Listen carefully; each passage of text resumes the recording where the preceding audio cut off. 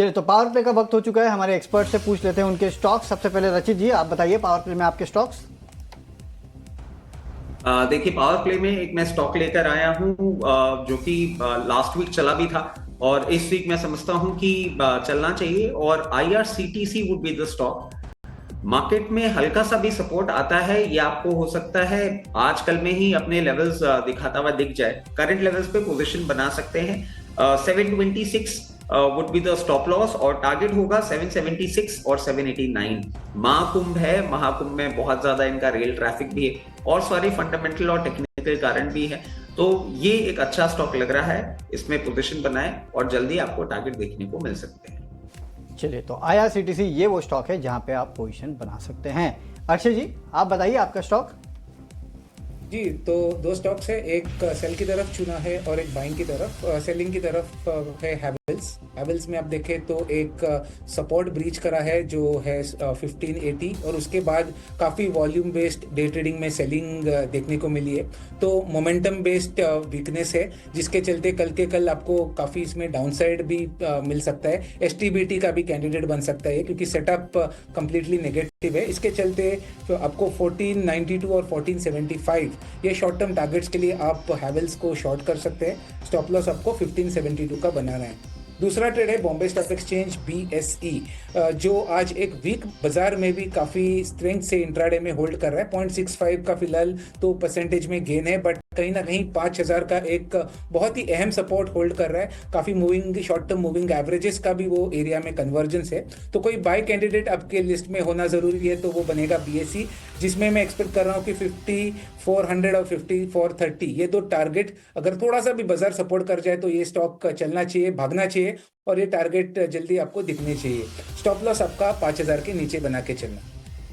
तो यहाँ पे कॉल्स है, एक तो है हेवल्स जहाँ पे बिकवाली आपको करके चलना है, वीक स्ट्रक्चर है, और दूसरा है BSE लिमिटेड, यहाँ पे खरीदारी करके चलेगा। 5000 का स्टॉप लॉस रखना है, करीब करीब 5400 5430 के लेवल्स भी आपको ये स्टॉक दिखा सकता है। स्टॉक्स पे हम चर्चा कर चुके हैं, कुछ और स्टॉक्स है जो कि हमारे रडार पे है और इस पर हम चर्चा करेंगे।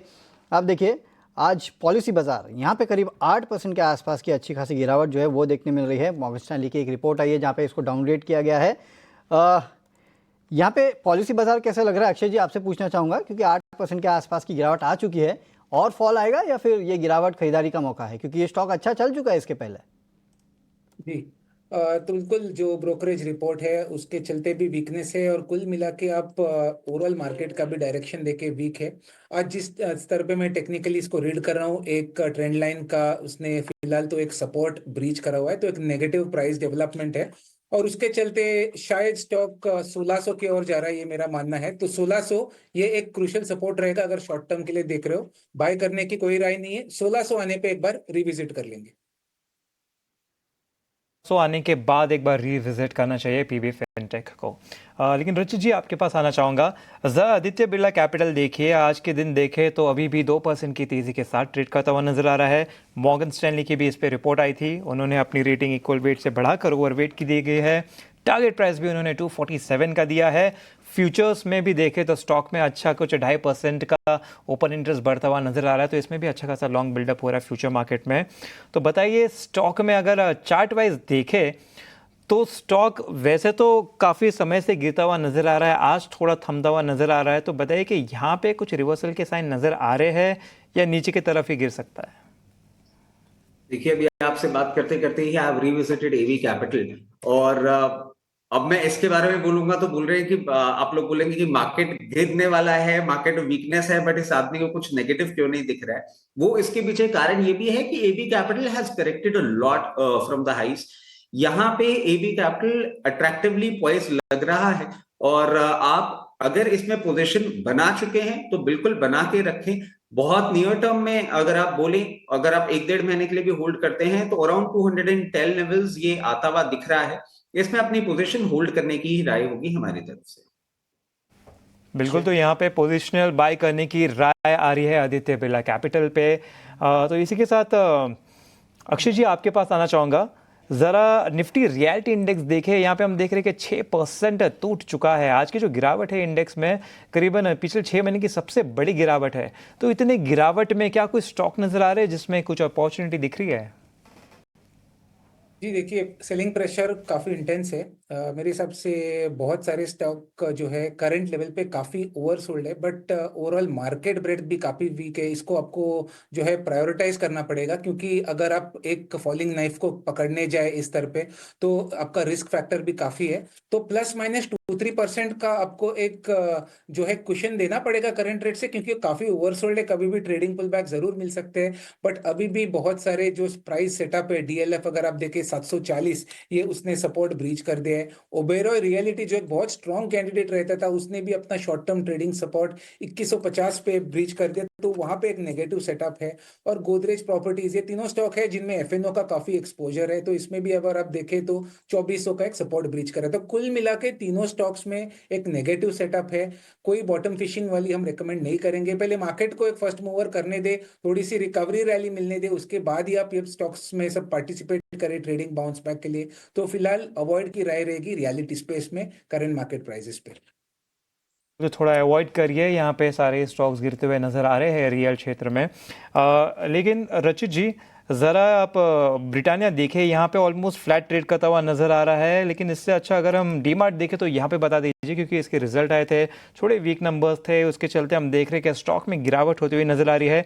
हालांकि हम देख रहे हैं कि पिछले साल करीबन 3400 के आसपास से एक बढ़िया सपोर्ट बेस बना के वहाँ से एक उछाल मारता हुआ नजर आया था। आज की जो बिकवाली हुई उसके पास गए, हालांकि वहाँ तक नहीं गई। तो बताइए कि यहाँ पे वापस एक अपॉर्चुनिटी मिल सकती है इस लेवल से? देखिए, डीमार्ट के रिजल्ट्स वो आए, उसके साथ साथ डीमार्ट के लिए मैं एक और चीज आपको बताना चाहूंगा, या मैनेजमेंट का एक और चीज बताना चाहूंगा। नेक्स्ट ईयर में जो मैनेजमेंट चेंज हो रहा है उसका भी आपको अभी से ही अपडेट किया गया है।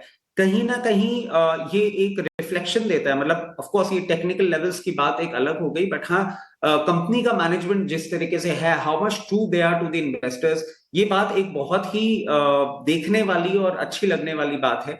जहां तक हम लेवल्स की बात कर रहे हैं, आप देखें करेक्शन बहुत अच्छा हुआ है, और डीमार्ट कुछ दिनों पहले एक अच्छा रनअप भी दिखाया था। अगर आप चार्ट्स पे देखें तो अराउंड 4000 का लेवल भी इसने ब्रीच किया था। यहाँ पे आप अगर पोजीशन मेंटेन कर रहे हैं तो it is very close to the bottom. कोई ऐसी चिंताजनक बात मुझे दिख नहीं रही है। आप अपनी पोजीशन बिल्कुल होल्ड कर सकते हैं। अगेन, बहुत नियर फ्यूचर में आपको 4000 का टारगेट दिख सकता है। तो यह है राय एवेन्यू सुपरमार्केट पे, यहाँ पे होल्ड करने की सलाह दी गई है। मार्केट पे एक बार फिर से चेक ले लेते हैं किस तरह की वॉलेटिलिटी जो है यहाँ पे देखने मिल रही है, किस तरह का दबाव देखने मिल रहा है। नो डाउट दिन के निचले स्तर के आसपास आ चुका है और मार्केट में काफ़ी सारे स्टॉक्स ऐसे हैं जहाँ पे गिरावट है, लेकिन कुछ ऐसे स्टॉक्स हैं जहाँ पे तेज़ी भी देखने मिल रही है। उसमें एक तो है कि बीएससी लिमिटेड का शेयर देखिएगा, करीब 1.5% के आसपास की तेज़ी यहाँ है, जबकि मार्केट गिर रहा है लेकिन बीएससी लिमिटेड जो है उसमें तेज़ी बरकरार है। तो एक बार चेक ले लेते हैं रचित जी से। रचित जी, बीएससी लिमिटेड सर कैसा लगता है? मार्केट के विपरीत चल रहा है, ये मार्केट गिर रहा है, बीएससी लिमिटेड 1.5% ऊपर है। देखिए, बीएससी बहुत ही अट्रैक्टिव लग रहा है, और जिस तरीके से ऑफ हाइज हुआ है, ये एक अच्छा लेवल आप देख सकते हैं इसमें इन्वेस्ट करने के लिए। इसके साथ एक और चीज देखें, देखिए आप देख रहे हैं मार्केट में करेक्शन आ रहा है, और इस बार के करेक्शन और प्रीवियस जितने भी करेक्शंस थे उसमें फर्क बस इतना सा है कि लोग आज के टाइम और इन्वेस्टमेंट की बातें कर रहे हैं। आपने देखा होगा एसआईपी जिस तरीके से रिकॉर्ड स्तरों पे आ रही है, रिटेल का एक जो इंटरेस्ट है वो कहीं ना कहीं जितने भी ऐसे इन्वेस्टमेंट ओरिएंटेड और एक्सचेंजेस और क्लियरिंग के जो स्टॉक्स हैं उनको एक अच्छा ट्रैक्शन दे रहा है। लोग डर के दूर नहीं भाग रहे हैं, और निचले लेवल पे बाइंग इंटरेस्ट की बातें और ये सब जो चल रही हैं, ये इन स्टॉक्स को एक सेंटिमेंटल बूस्टर भी दे रहा है। तो बीएससी भी एक अच्छा अट्रैक्टिव स्टॉक है। अट्रैक्टिव स्टॉक है, यहाँ से और तेज़ी हो सकती है, लेकिन देखिए मार्केट लगातार गिरते जा रहा है, फिर भी बीएससी लिमिटेड में अच्छी खासी तेज़ी है। स्टॉक अच्छा है, मार्केट के हाल फिलहाल थोड़े बिगड़े हुए हैं।